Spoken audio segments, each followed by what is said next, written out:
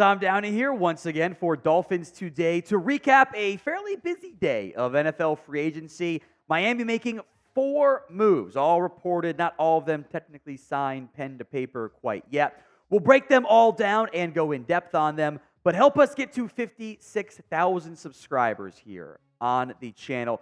283 away with the NFL draft, not too far away either. Hit that sub button for me right now. Let's go into the moves that have been made. DeShone Hand is re-signing with the Miami Dolphins. As you'll see, a lot of details TBD on these deals. I would wager a large amount of money as a gambling man myself. 1-year deal, little to no guaranteed money, not guaranteed a roster spot in 2024. This one is not technically a re-signing, but it also kind of is. Benito Jones is back. A truly hilarious character has returned to the Miami Dolphins after spending time with the Detroit Lions most recently. He will fight for some nose guard reps in Miami. A tight end also added, Jody Fortson, who did not actually play in 2023 due to a shoulder injury, but did play in 2022 and previously, added depth along the tight end spot. Then, as the NFL Daily Crew broke down for you guys earlier today, the big move, Kendall Fuller joining as the Xavier Howard replacement. Curious what that means for Cam Smith. More on that later on in today's show. 2 years, $16.5 million for Kendall Fuller, as he is in line to start for this Dolphins team as a cornerback option. We will go more in depth on all of the moves we just discussed here. But I want you to grade all of the said moves. Even though they're not the biggest moves, Kendall Fuller is certainly a big one.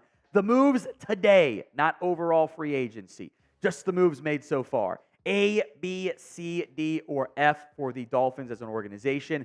It is the pinned comment on today's video. If the ad comes here on YouTube, take advantage of it. Head down there and let me know. Let's go more in depth on some of these dudes. First up is DeShone Hand. He's going to fight for a back end of the roster spot, just like he did this past year.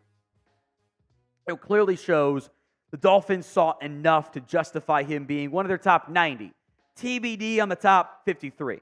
17 tackles, a sack, a TFL, with the Dolphins losing Raekwon Davis and losing Christian Wilkins and having Zach Sealer and a lot of question marks beyond that. Defensive line is a massive priority. And I don't think they're done adding pieces on the defensive line, even after they went out and brought back, to a certain extent, Benito Jones, who very different play style than Hand. Hand can kind of do some 5 technique stuff, can do some 3 technique stuff for him. Jones is a big boy on the interior. I'm sure you've seen some of his the draft profiles on him coming out. His country boy mindset was certainly pretty funny. Listed at 6'1", 318. Did make some plays for the Lions, but when they went out and paid DJ Reader, you don't need a Benito Jones at that point. 26 tackles, a sack, 3 TFLs. So the Dolphins have at least bodies along that defensive line. That's not to say it's good enough, and I don't believe it is. Zach Sealer, the defensive lineman, he's your number 1 player. I'm not even going to bother with DE, DT, nose guard. We'll get to that later on. Neville Gallimore coming in. Details were basically vet minimum contract there. DeShone Hand, Isaiah Mack, Brandon Peely, Benito Jones, and Davion Nixon. Gallimore's probably going to make it, along with Zach Sealer. Those other 5 guys are not guaranteed a roster spot. A couple of them will probably make it, but everyone's got to earn that role. Barring a surprise guaranteed number for Jones or Hand, and you can argue 3 through 7 as far as I'm concerned with where they rank, that's fine with me. That's going to be some competition going on at Dolphins training camp. So what is your one-word reaction to the Dolphins' moves today? Good, bad, depth, I think, is a pretty solid one. All things considered, give me your one-word reaction to the Dolphins' moves so far. You're going to put that, of course, in the comment section for me, so go ahead and do it right now. Go to Jody Fortson.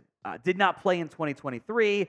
Showed the occasional flash with the Chiefs previously. You can tell by the body size what he's bringing. He's more of an athletic tight end, which I think the Dolphins were looking for there. 6'4", 226. Again, listed weight, a little bit less than sometimes there. He's not going to be tight end 1. That's clearly going to be Jonnu Smith, who this team added before, technically. Free agency got going since he had been cut before that.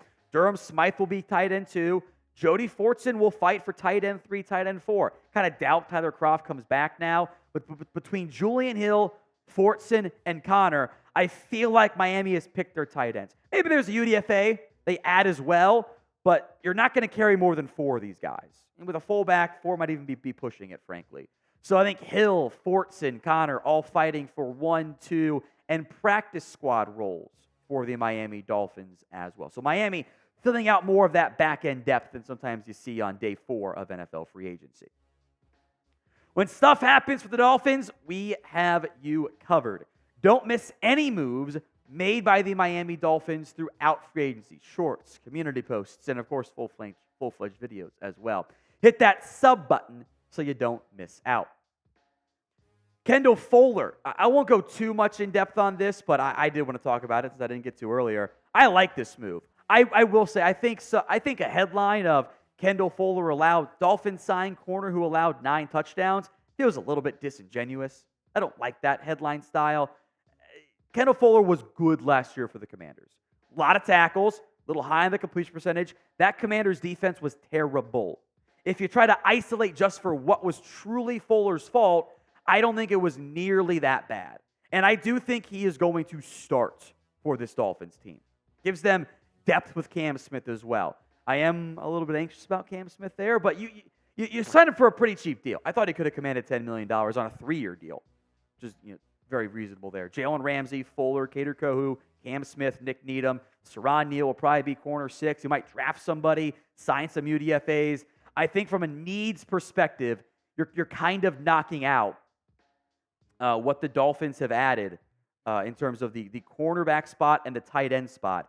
They found a way to take care of the urgency needs. That's exactly what you want to do in free agency. The coverage stats here from Kendall Fuller, it was high on the yards, or on the completion percentage, was not very high on the yards, though. Sub 500 yards is pretty good numbers there. The TDs were a little bit high, sure, but they weren't terrible necessarily either. And if you look at PFF versus Pro Football Reference, you got some different numbers there. Probably tells you some communication issues in the back end. Some good pass breakups. As a cornerback, too, I thought was one of the best corners in free agency. I have no complaints about that deal. So who else do you want the Dolphins to sign in NFL free agency? Drop that player or players' names for me in the comments section. One note of a player lost for the Miami Dolphins, DeShone Elliott is a Pittsburgh Steeler, a 2-year, $6 million deal. And I think safety is very much an area of concern now for this Dolphins team. You have Javon Holland. You have Jordan Poyer. Elijah Campbell can be a core special teamer. You need somebody else in there. Maybe you draft somebody. Maybe you try to draft a number 3 safety to be young and take over from Jordan Poyer down the road. But we shall see on that front. Of note, I do want to mention you are in line, I should say, to get a comp pick for Jordan Poyer. So as things sit right now, a 3 for Christian Wilkins, a 3 for Robert Hunt. They're not going to risk canceling those out. Andrew Van Ginkel, canceled out by Kendall Fuller. Raekwon Davis, canceled out by Aaron Brewer. Brandon Jones, canceled out by Jordan Brooks. And a 7th for DeShone Elliott, with more potentially to come for the Dolphins in free agency. We'll see what else happens. And, of course, draft coverage here. Make sure you guys are subscribed.